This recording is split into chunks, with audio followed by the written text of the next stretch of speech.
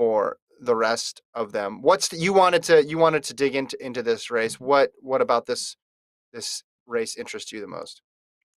Well, similar to the Cherry situation, cake race, coming from the American perspective, right, has an opportunity to get a bye here in the 8. Mhm. But it's nothing's guaranteed. Kate Grace has shown her ability to beat everyone in this field and find ways to win impressive races against legitimate Diamond League fields.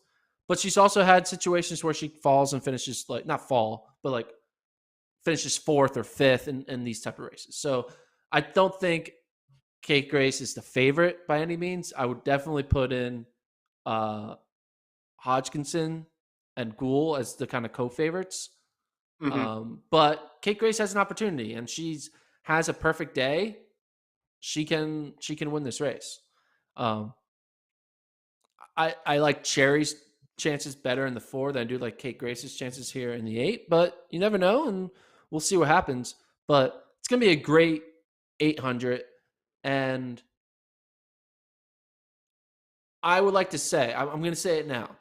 If Kate Grace wins this race, she is, in my opinion, should be voted unanimous second best 800-meter runner in the world. In the world?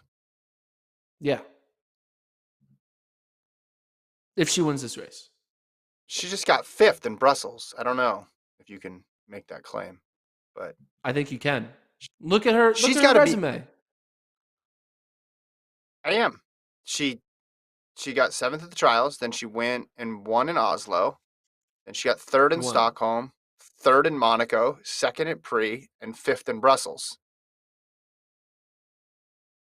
I know you're assuming Thing Mo is number 1 there, and obviously Thing Mo was at Prix, but there's also Monaco, Stockholm races where she got 3rd and then a 5th in Brussels. So you're saying a Diamond League win makes up for all, or a Diamond League final win makes up for all that? Yeah. Well, let's look at go to descending order list, but multiple marks. So you had that You're looking at times Travis. and stuff. Yeah. But do all. Yeah. Okay. So, this isn't helping out my case as much as I thought it would. No, it's not. I think you should bail on this one. I think you should really hop off.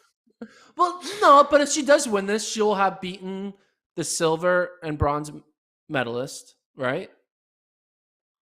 If she wins this race. Yes. Yeah, Hodgkinson and no, Rogers is bronze, right? Oh, I guess no, Rogers isn't there. Yeah, I think your argument is bad, but that's okay. It doesn't matter where she's ranked. It doesn't.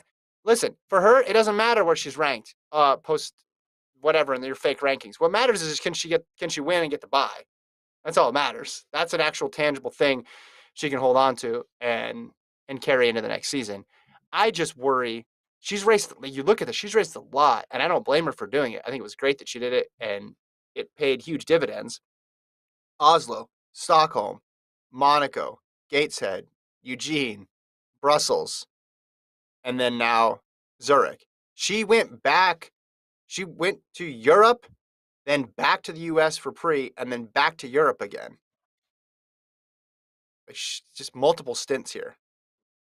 She's put together an impressive season, but this field is still pretty tough, right? You got Riki in there, you got Gould, as you mentioned, and you got Hodgkinson.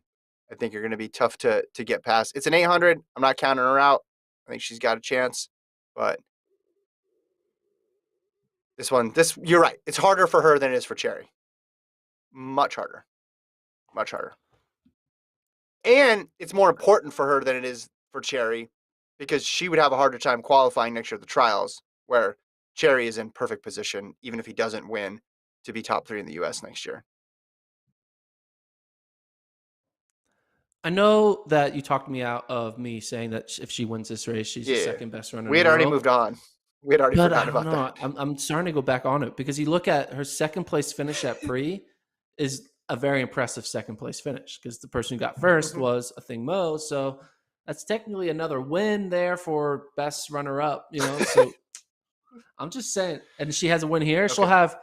She'll have 3 non-a Thing Mo victories in the month of July, August, and September. So True, but you got to get ahead of Gould. You got to get ahead of Riki. You got to get ahead of Hodgkinson, et cetera, et cetera, et I don't cetera. know. Gould has some 8th place finishes on her belt. Gould has.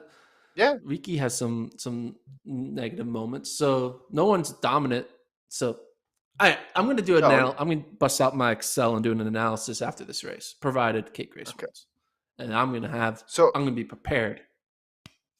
So in Brussels, I hope you are prepared, at least more prepared than you were for that argument. Like, Travis, bring up the stats. Travis, take the stats away.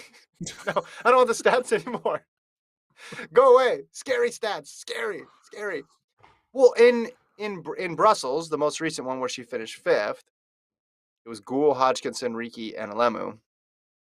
And all those people are back again here. So, yes, she would need to win, obviously, to make that case. But I think it doesn't matter.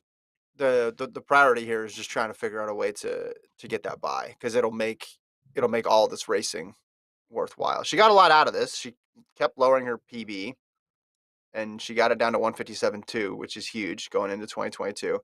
But if she can get a free pass, because right now you're looking at the women's 8, and if you assume that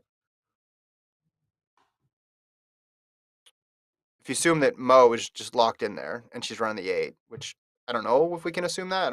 I'm assuming she's going to be able to she's going to just do the 800 next year. But then you just go down to 2 spots at that point. And we've seen in the past, anytime you have just a huge favorite, it just puts immense pressure on the rest of the field to keep up. But anyway, and to qualify for teams just makes it really, really hard to qualify for. I mean, look, men's 200, like Noah Lyles, 19.5, right? And then you got Knighton, and you got Bednarik, and you got Curley.